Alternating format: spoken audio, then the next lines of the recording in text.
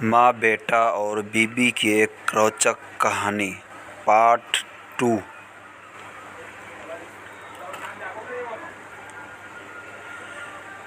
विमल को रोना आ गया, किंतु फिर भी वो चुप रहा। उसे समझ में नहीं आ रहा था कि वो क्या करे।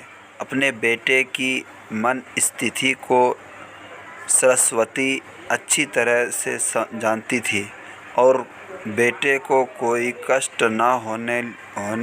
ना हो इसलिए वो हर बात को चुपचाप सह लेती थी। विमल बहुत उदास रहने लगा। एक तरफ परिवार और सामाजिक स्तर पर जीने की प्रतिबद्धता थी, तो दूसरी ओर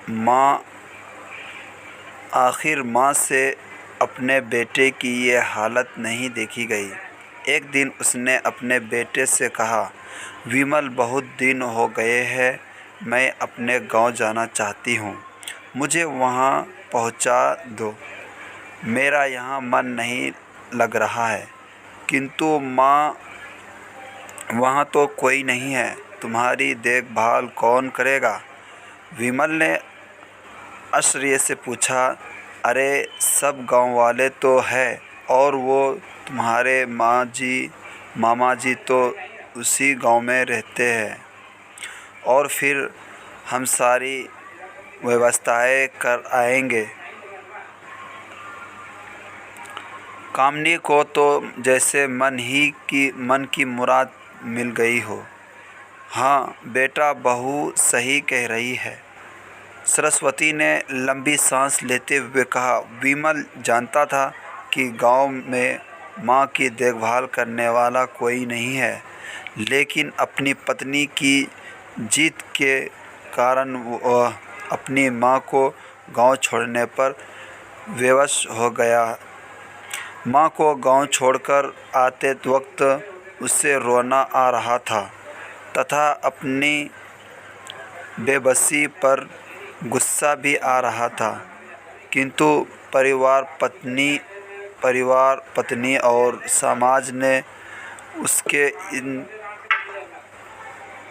मनोभाव को दबा दिया और वो सुकून सा महसूस करने लगा। कुछ दिनों के बाद उसके चाचा, जो अमेरिका में रहते थे, आने वाले थे। जब विमल बहुत छोटा था, उसके पिता का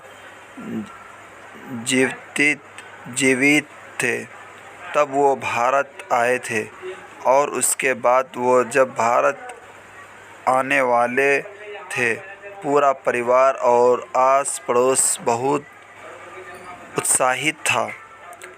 अमेरिका से विमल के डॉक्टर चचा आ रहे थे। डॉक्टर रमेश ने जैसे ही घर में कदम रखा, सबने मिलकर बहुत उत्साह से उनका स्वागत किया। क्योंकि विमल भाभी नहीं दिख रही है, कहा है कि डॉक्टर रमेश ने उत्सुकता पूर्वक पूछा। जी, वो गांव में रहती है, यहाँ उनका मन नहीं लगा, कामनी ने सपाट लहजे में से उत्तर दिया। डॉक्टर रमेश ने विमल की ओर देखा तो विमल ने अपनी आंखें झुका ली। डॉक्टर रमेश सब समझ गए। बोले, कल हम भाभी से मिलने गांव चलेंगे। सब लोग दूसरे दिन सभी लोग गांव के घर में पहुंचे। देखा कि सरस्वती को बहुत तेज़ बुखार है। दोस्तों, इसी तरह वीडियो देखने के लिए हमारे YouTube चैनल को सब्सक्राइब करें। अच्छा लगे तो एक कमेंट करें और अपने कमेंट में राय का इजहार करें। कैसा लगा आपको वीडियो और कहाँ से देख रहे हैं वो भी बताएं, ताकि हम आपको थैंक्स कह सकें।